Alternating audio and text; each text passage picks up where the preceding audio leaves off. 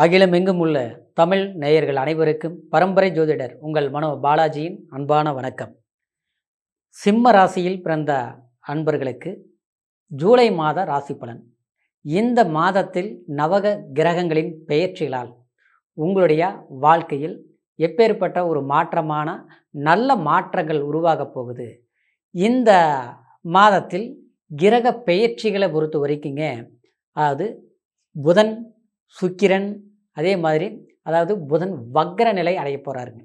இன்னொரு விதத்தில் பார்த்துட்டோம்னா, சுக்கிர பகவான் உங்களுடைய 12ஆம் இடத்தில் இருந்த சுக்கிர பகவான் உங்களுடைய ராசிக்கு ஜென்மத்துக்கு சஞ்சாரம் பண்ண போகிறாருங்க. அப்போது இந்த காலகட்டம் எந்த மாதிரி இருக்கும் அப்படின்னு பார்க்கும்போது கண்டிப்பாக ஒரு நல்ல மாறுதலான ஒரு காலகட்டம் தான். எல்லாத்தை விட இன்னொரு விஷயம் என்னென்னாங்க, 12ஆம் பாவகத்தில் குரு பகவான் சஞ்சாரம் பண்ணிகிட்டு இருப்பாருங்க. அதே மாதிரி உங்களுடைய ராசிக்கு 8ஆம் இடத்துல அஷ்டம சனி அப்படிங்கிற ஒரு நிலையை அடைந்து நீங்கள் ஒரு 3.5 வருஷமாக பட்டுருக்கக்கூடிய ஒரு கடினமான மன உளைச்சலுக்கு அந்த சனி பகவான் இந்த மாத கடைசியில், அதாவது 26ஆம் தேதி, வக்ர நிலை அடைய போகிறாருங்க. உண்மையிலேயே ஒரு அற்புதமான ஒரு இது நிலைதாங்க. இந்த பயிற்சிகளால் பார்த்துட்டோம்னா, சிம்மராசி அன்பர்களுக்கு ஜென்மத்தில் கேதுவும் 7ஆம் இடத்துல ராகுவும் சஞ்சாரம் பண்ணதுனால சில நெருக்கடிகளும் மட்டும் கிடையாதுங்க. சில நண்பர்கள்னாலையும் சில உறவு ரீதியிலையும் சில பாதிப்புகளையும் கசப்புகளையும் சந்திச்சிருப்பீங்க. இந்த சூழ்நிலை நிச்சயமாக மாறக்கூடிய ஒரு அமைப்பு. அதே நேரத்தில் சிம்மராசி அன்பர்களுக்கு எப்போவுமே ஒரு கண்ணியமான ஒரு குணம் உண்டு. மற்றவங்களுக்கு உதவி செய்கிறதும், மற்றவங்களுக்கு நன்மைகளை செய்தும், அடுத்தவங்களுக்கு முடிஞ்ச வரைக்கும் நம்ம ஒரு கஷ்டத்தை கொடுக்கக்கூடாது, முடிந்த வரைக்கும் ஏதாவது ஒரு சிறு உதவியாவது நம்ம செய்துட்டு இருக்கணும் அப்படின்னு நினச்சி தன்னுடைய வளர்ச்சியை, நம்ம கொடுக்குற நிலையில் தான் இருக்கணும் தவிர வாங்குகிற நிலையை இருக்கக்கூடாது அப்படிங்கிறதுல ஒரு தீர்மானித்து அதுக்கு தகுந்த மாதிரியே வாழக்கூடியவங்க தான் சிம்மராசிக்காரர். ஆனால் எந்த அளவுக்கு நாம் ஒரு திறமையானவர்களாக இருந்தாலும், நீங்கள் பெரிய ஒரு அளவில் நீங்கள் வாழ்ந்திருந்தாலும், ஆனால் இப்போது இந்த ஒரு 3.5 வருஷமாக சொல்ல போனோம்னா அவ்வளவு நமக்கு ஒரு வளர்ச்சி இல்லை. இன்றைக்கி நம்மளை பார்க்குறவங்க நம்மளை கௌரவமாக தான் பார்க்குறாங்க. யாருமே சாதாரணமாக நம்ம நினைக்கிற அளவுக்கு இல்லை. நம்ம பாக்கெட்டில் பணம் இருக்குதோ இல்லையோ, அப்போ அவருக்கு என்னப்பா குறைச்சல், அவர் என்னப்பா பெரிய ஆள் அப்படின்னு நினைக்கிற அளவுக்கு தான் நாம் நடந்துக்கிறோம். ஆனால் அது இயல்பாக வந்த குணம். அதே சமயத்தில் இல்லைனாலும் அடுத்தவங்ககிட்ட என்கிட்ட இல்லைன்னு நம்ம சொல்லவே மாட்டாங்க. சாப்பிடாமல் இருந்தால் கூட நான் நல்லா சாப்பிட்டு தான் வந்திருக்கிறேன் அப்படின்னு சொல்லக்கூடியவங்க தான். ஏன்னா அடுத்தவங்களுக்கு முன்னால் கௌரவமாகவும் கண்ணியமாகவும், ஒரு திறமையாக வாழணும் அப்படின்னு நினைக்கிறது மட்டும் இல்லாமல், ஆனால் அப்படியே வாழ்ந்துட்டு இருக்கக்கூடியவங்க தான் இந்த சிம்ம ராசிக்காரரு. ஏன்னா சிம்ம ராசிக்காரரு அக்னி தத்துவ ராசி. அக்னி தத்துவம்னா ஒரு எரியும் தீபத்தின் வெளிச்சம் மாதிரிங்க. சரிங்களா? எப்போவுமே ஒரு வெளிச்சம் தீபம் எரியுதுன்னா அது சுற்றி அந்த வெளிச்சம் வரும். ஆனால் தான் மட்டும் அந்த வெளிச்சத்தை அடையிறது இல்லைங்க. அந்த மாதிரி தான் மட்டும் நல்லா இல்லாமல் மற்றவங்களையும் உருவாக்கக்கூடிய நிலையில் இருந்தாலும் தானே இப்போ கஷ்டப்படுற அளவுக்கு சிலருக்கெல்லாம் சிம்மராசிக்காரர் இடமாற்றம், தாவு மாற்றம், இன்றைக்கி இங்கே வந்தங்க இங்கேயும் சரியில்லை. சிலர்லாம் பார்த்தோம்னா வீடு மாறி இருப்பீங்க, ஊர் மாறி இருப்பீங்க, சிலர்லாம் வெளிநாடே போயிருப்பீங்க. வெளிநாடே வந்து கூட அங்கே எல்லாமே ஊரெல்லாம் இப்போ வந்தேங்க, எல்லாம் உலகமெல்லாம் சுற்றுனேன், ஆனால் இன்றைக்கி பார்த்தோம்னா என்னமோ ஒன்றும் பிரயோஜனம் இல்லைங்க. அனுபவம் இருக்குதுங்க, ஆனால் அனுபவத்துக்கு தகுந்த மாதிரியும் திறமைக்கு தகுந்த மாதிரியும் வாழ்க்கையில் வளர்ச்சி அடைய முடியலைங்க. இன்றைக்கி பார்த்தோம்னா தேவையில்லாத சில கடன் பிரச்சனைகள் அதிகமாயிருச்சு. இந்த கடன் கட்டுறதுலையே என்ன தான் எப்படி கட்டுறது, எப்படி தான் சமாளிக்கிறதுங்கிற ஒரு பயம், மன அழுத்தம் உருவாயிருச்சு. உடல் ரீதியிலையும் பார்த்துட்டோம்னா அடிக்கடி சில தொந்தரவுகள் ஆச்சுங்களா. பெரிய நோய் இல்லை, பெரிய நொடி இல்லை. ஏன்னா முதல் மாதிரி ஒரு வேகம் எடுக்க முடிய மாட்டேங்குது, சரியாக தூக்கம் வர மாட்டேங்குது, சிந்தனைகள் சிதறடிக்குது, திட்டம் போட்ட காரியங்களை கரெக்டாக செய்து முடிக்க முடியல, யாருக்கிட்ட அதிகமாக நெருங்குறோமோ அந்த இடத்துல சில பிரச்சனைகள் உருவாகுது. கொஞ்ச நாள் நல்லா இருக்கிறாங்க, அதுக்கப்புறம் பார்த்தோம்னா அவங்களே நமக்கு எதிரியாக மாறுறாங்க. இந்த மாதிரி இல்லாமல் இந்த சமீப காலகட்டங்களில் உருவாகிட்டு இருக்குதுங்க. இன்றைக்கி பொருளாதார சம்மந்தப்பட்ட ரீதியிலையும் கூட நம்மளுடைய சில கணக்குகள் போட்டோம்னா கச்சிதமாக இந்த மாதத்தில் இது சம்பாதிக்கணும், இதை செய்யணும், இந்த பிஸ்னஸ் இப்படி தான் பண்ணணும். ஏன்னா சிம்மராசிக்காரரு எப்பவும் சுய தொழில் பண்ணக்கூடியவங்க, சொந்த தொழில் பண்ணக்கூடியவங்க. அடுத்தவங்கக்கிட்ட நாம் போய் சம்பளம் வாங்கிறத விட அடுத்தவங்களுக்கு 10 பேருக்கு இல்லை 500 பேருக்கு சம்பளம் கொடுக்கக்கூடியவங்க தான் சிம்மராசிக்காரர். அந்த மாதிரி இருக்கும். ஒரு பிரைவேட்லேயும் ஒரு வேலையிலேயே ஒரு கம்பெனிலேயே இருந்தால் கூட அங்கே பார்த்தோம்னா நாம் அடுத்தவங்களுக்கு வேலை சொல்கிற அளவுக்கு தான் நாம் இருப்போம் ஆச்சுங்களா.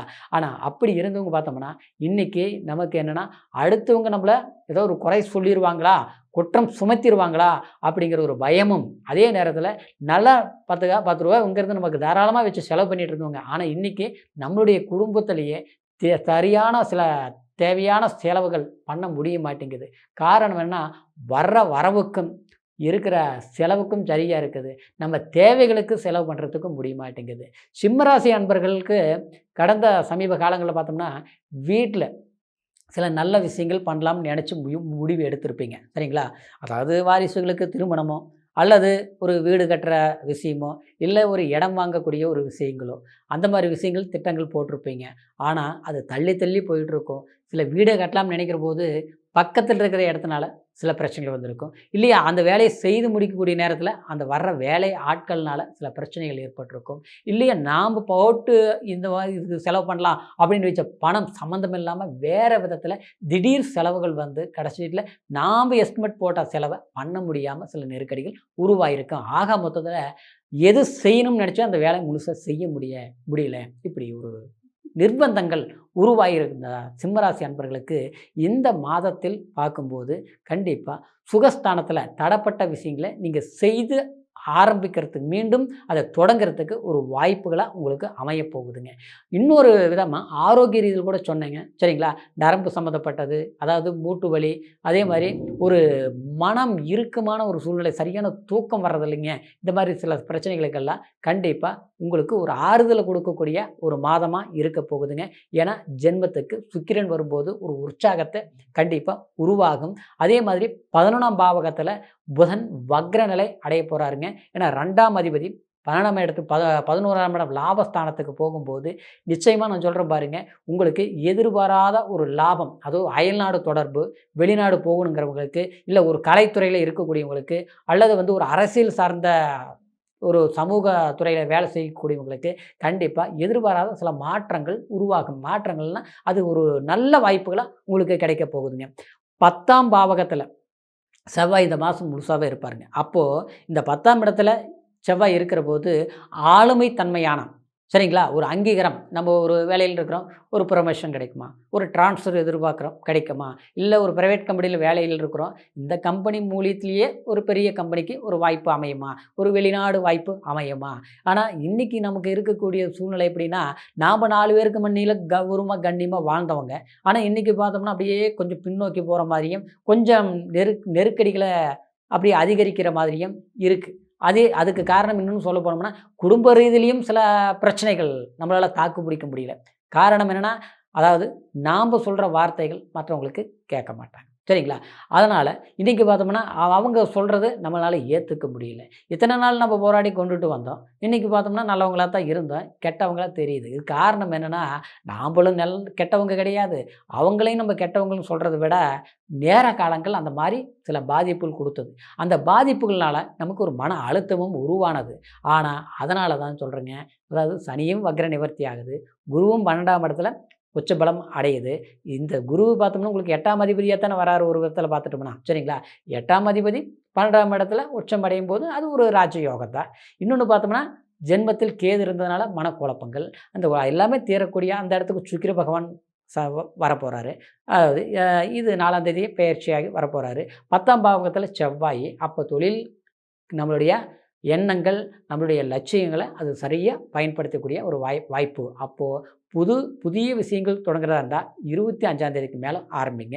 அது முற்பகுதியில் சில விஷயங்கள் நம்ம செய்யணுங்கிற போது இந்த வீடு கட்டுறது, இடம் வாங்கிறது, இல்லை நம்ம விரயம் பண்ண முடியாத சில விஷயங்கள் பண்ணக்கூடிய ஒரு வாய்ப்புகள், அதுக்குண்டான முயற்சிகள் எடுங்க, சாதகமாக முடியும். அதே மாதிரி அன்பு சார்ந்த சில விஷயங்கள், பழக்க வழக்கங்கள், இந்த ரீதியில் வந்த கசப்புகளும், அதாவது சில பிரிவுகளும், அதாவது அது எல்லாமே ஒரு சாதகமாக வரக்கூடிய ஒரு வாய்ப்புகள் வருங்கிறதுனால கொஞ்சம் நீங்கள் கண்டுக்காமல் பொறுமையாக இருங்க, அது உங்களுக்கு சாதகமாக அமையும் சரிங்களா.